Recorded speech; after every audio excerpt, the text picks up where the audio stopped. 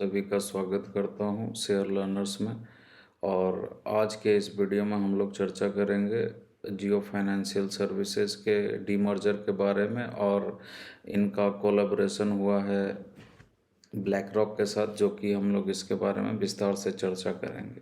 तो चलिए आइए अब हम लोग विस्तार से बात करते हैं। Jio financial services limited stock exchange पर अपने शेयरों की लिस्टिंग के लिए पूरी तरह से तैयार है।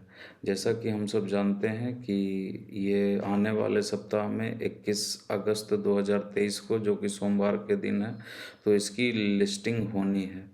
कंपनी ने कहा है कि रिलायंस इंडस्ट्री लिमिटेड के पात्र शेयरधारकों को आवंटित इक्विटी शेयर 10 अगस्त को उनके डीमैट अकाउंट खाते में जमा कर दिए गए हैं।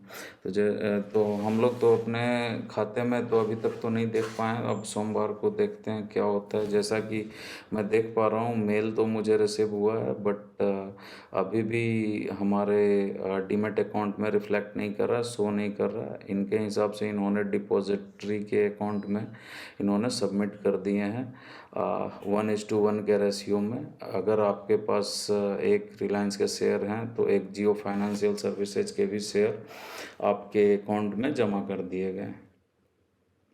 तो जियो फाइनेंस JFSL ने कहा है कि आवंटित इक्विटी के शेयर 10 अगस्त 2023 को शेयरधारकों के डीमैट खाते में जमा कर दिए गए हैं। और उक्त इक्विटी शेयर BSE नामित स्टॉक एक्सचेंज द्वारा लिस्टिंग या ट्रेडिंग की अनुमति दिए जाने तक डिपॉजिटरी सिस्टम में ही रहेंगे। उपलब्ध आंकड़ों के अनुसार से RIL की कुल संपत्ति का लगभग 6.1% जियो फाइनेंशियल सर्विसेज को ट्रांसफ़र किया जाना है। और इसकी निवल संपत्ति के आधार पर आदर्श मूल्य केवल 133 रुपये होना चाहिए था। साथ ही अधिकांश विशेषज्ञों ने जियो फाइनेंशियल सर्विसेज की कीमत का अनुमान लगाया था 160 और 190 के बीच। हालांकि 20 जुलाई को बाजार ने 261 रुपया प्रति शेयर की कीमत निर्धारित की, जो एक महत्वपूर्ण प्रीमियम को दर्शाता है। हालांकि यह पहले से ही लगभग दोगुने प्रीमियम पर कारोबार कर रहा है। आइए सबसे पहले जियो फाइनेंशियल सर्विसेज को एक कंपनी के तौर पर समझें। जियो फाइनेंशियल सर्विसेज 6 कंपनियों में निवेश वाली एक वित्तीय सेवा कंपनी है। Reliance industry investment and holdings, और दूसरी है Reliance payment solutions, Reliance retail finance, Jio payment banks, Jio information aggregator services, और Reliance retail insurance broking limited. Jio financial services एक गैर बैंकिंग वित्तीय कंपनी मीन्स NBFC है, जिसे अगस्त 2023 में रिलायंस इंडस्ट्री लिमिटेड से अलग कर दिया गया था। कंपनी उपभोक्ताओं और व्यापारियों को ऋण, बीमा और भुगतान सहित कई वित्तीय सेवाएं अभी तक प्रदान कर रही हैं। जियो फाइनेंशियल सर्विसेज का RIL में मजबूत आधार है, जो इसे बड़े ग्राहक आधार और मजबूत वित्तीय आधार तक पहुंच प्रदान करता है। कंपनी के पास वित्तीय सेवा उद्योग में अनुभव के साथ एक मजबूत प्रबंधन टीम भी है। तो इनके पास तो डेटा है ही, जैसा कि जानते हैं कि ये टेलीकॉम सेक्टर में भी हैं, तो इनके पास सारे डेटा हैं। और हम सब जितने भी रिलायंस के स्टोर से परचेज करते हैं, तो हम कितने खर्च करते हैं, क्या करते हैं, सारा डेटा इनके पास है। तो इनका पूरा उपयोग ये लोग करने वाले हैं। और जियो फाइनेंशियल सर्विसेज भारत में एक बड़े बाजार को अवसर को टारगेट कर रहा है। भारतीय वित्तीय सेवा बाजार को 12% CGR से बढ़कर 12% CGR से बढ़ने की उम्मीद है। 2025 तक 395 ट्रिलियन होने की ऐसा उम्मीद है। जियो फाइनेंशियल सर्विसेज इस अवसर को भुनाने के लिए अच्छी स्थिति में है। कंपनी फिलहाल उपभोक्ताओं और व्यापारियों को ऋण उपलब्ध कराने पर ध्यान केंद्रित कर रही है। हालांकि यह भविष्य में बीमा और भुगतान जैसी अन्य वित्तीय सेवाओं में विस्तार करने की योजना भी बना रहे हैं। जियो फाइनेंशियल सर्विसेज एक अपेक्षाकृत नई कंपनी है, लेकिन इसमें भारतीय वित्तीय सेवा बाजारों में एक प्रमुख खिलाड़ी बनने की क्षमता भी है। कंपनी के पास एक मजबूत पैटर्नल कह सकते हैं पितृत्व, एक मजबूत प्रबंधन टीम और एक बड़ा बाजार और अवसर है। कंपनी अपनी योजनाओं को अच्छी तरह से क्रियान्वित करती है तो यह एक सफल निवेश हो सकता है।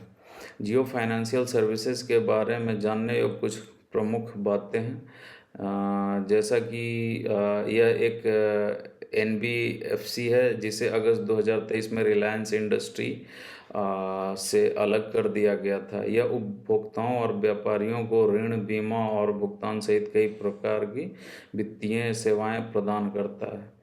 RIL में इसकी मजबूत पैठ है जो इससे बड़े ग्राहक आधार और मजबूत वित्तीय आधार तक पहुंच प्रदान करती है। जैसा कि मैंने पहले ही बताया था कि इनके पास डेटा है और सब कुछ है, इनके पास अच्छी टीम है। तो ये आशा करता हूँ कि ये अच्छी कंपनी करेगी लिस्टिंग होने के बाद।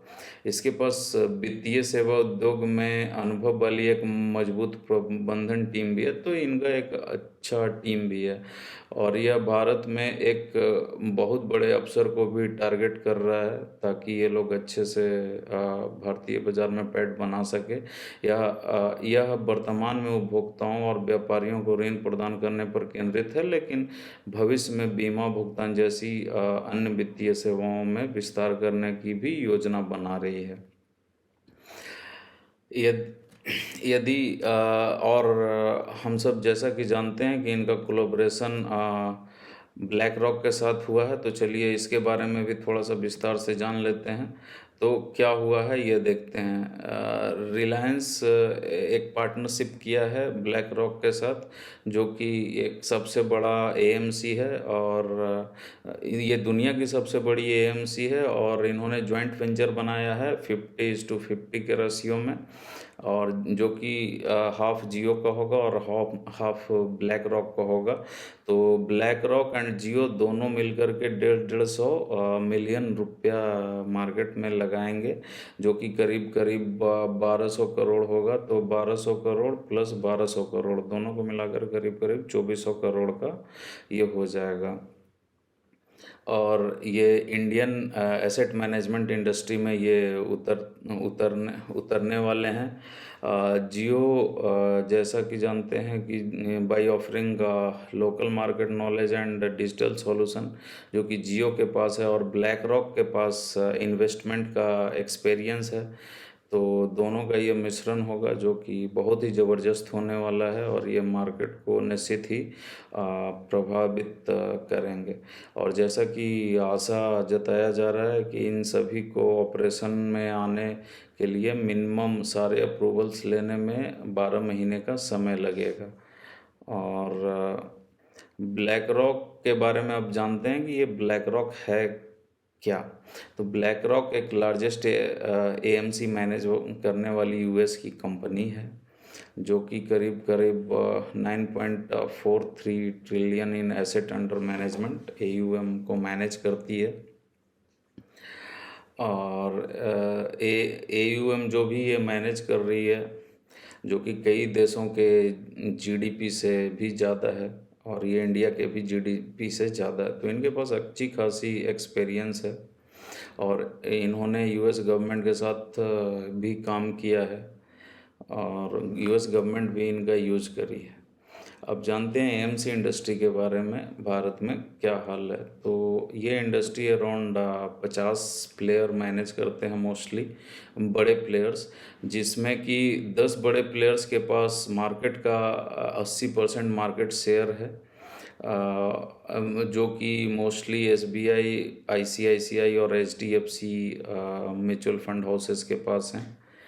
तो आशा है कि ये लोग भी आएंगे। ये जब से जियो फाइनेंशियल आएगा, तो जैसा कि जियो का मोबाइल आया था तो मार्केट में इन्होंने एक डिस्टरबेंस पैदा किया था, बिल्कुल डिस्ट्रप्टिव इन नेचर, सारे को डाउन कर दिया था और ये लोग आ गए थे। तो आशा है कुछ ऐसा ही होने वाला है और कुछ ये लोग अच्छा करेंगे। और रेशियो म्यूचुअल फंड AUM को किसी भी कंट्री का 60% है कंपेयर टू द इंडिया का 60% है कंपेयर टू ग्लोबल एवरेज जो है 63% है। तो भारत में लोग 16% ही इसमें इन्वेस्ट कर रहे हैं, तो आशा है कि इसमें विकास भी और बढ़ोतरी भी होगा, तो ये लोग बड़े मार्केट को टारगेट करना चाह रहे हैं। अब इसके इंडस्ट्री पे क्या इम्पैक्ट होगा, तो इन्होंने ब्लैक रॉक ने एक अच्छा इंडियन पार्टनर ढूंढा है, जिसके पास बहुत सारे डाटा हैं जो कि ये लोग यूज़ करने वाले हैं, और इंडस्ट्री के पास पोटेंशियल भी बहुत है। तो ये कम्प्लीटली रिवोल्यूशनरी होने वाला है। तो चलिए देखते हैं आगे क्या होता है, ये लोग क्या क्या करने वाले हैं। और जैसा कि हमें लगता है, आप ये स्लाइड से देख सकते हैं कि इनका एक के पास डेटा एंड रिकॉर्ड्स हैं, लोकल मार्केट का अनुभव है, और दूसरे के पास एयूएम मैनेज करने का एक्सपर्टीज़ है। तो दोनों मिलकर के आशा है अच्छा ही काम करेंगे।